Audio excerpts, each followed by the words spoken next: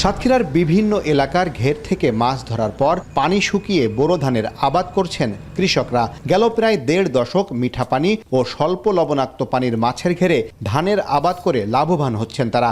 একই সাথে উৎপাদন হচ্ছে বাড়তি ধান। বিশেষ করে জলাবদ্ধ এলাকায় দিন দিন জনপ্রিয় হচ্ছে এই চাষ পদ্ধতি।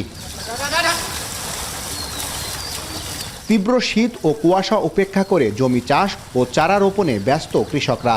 আবহাওয়া অনুকূলে থাকায় এবার বীজতলায় চারা উৎপাদনও ভালো হয়েছে। প্রাকৃতিক দুর্যোগ না হলে এবার ধানের ভালো ফলনের আশা কৃষকদের। এই ধান আমরা করি প্রতি বছরই, কিন্তু সারের যে উদ্যোগতি, এই উদ্যোগতিতে আমাদের তো ফসল বিক্রি করি, তো আপনার খরচ খরচা তোলাই কষ্ট। মাছে তো একটু লস হয়েছে, এখন এরি ধান চাষ করে সেই ঘাটতিটা যদি পূরণ হয় চেষ্টা করতেছি আর কি। বিঘা প্রতি 14-15 হাজার খরচ আসতেছে। আর যদি সেরকম ফলন যদি ভালো হয় তাহলে 20,000, 21,000, 22,000 টাকা এরকম বিঘা প্রতি লাভবান করবো ইনশাল্লাহ। মাছের ঘেরে ধানের ফলন হয় প্রায় দ্বিগুণ। বাড়তি কোনো চাষের প্রয়োজন হয় না। সার ও সেচ খরচও অনেক কম। বর্তমানে মাছের চেয়ে ধানের দাম বেশি হওয়ায় ধান আবাদে ভালো লাভবান হচ্ছে কৃষকরা। বিঘা বই 1700 টাকা কিনে মনে করেন 4 জনের রুই আর 6 জন থাকলে 3 বিঘা রুই। আমরা একজন 10 কাঠা করে জমি লাগাইতে পারি, তাতে আমাদের মজুরি আসে 700 থেকে 800 টাকা আসে। কৃষি বিভাগ বলছে আবহাওয়া অনুকূলে থাকলে এবার চলতি মৌসুমে লক্ষ্যমাত্রা অর্জিত হওয়ার পাশাপাশি রেকর্ড পরিমাণ ধান উৎপাদন হবে।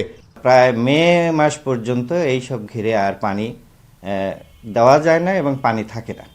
তো এই ঘেরগুলোকে আমরা আমাদের প্রযুক্তি দিয়ে সাজিয়ে সেগুলোকে চাষের আওতায় আনার প্রচেষ্টা চালাচ্ছি।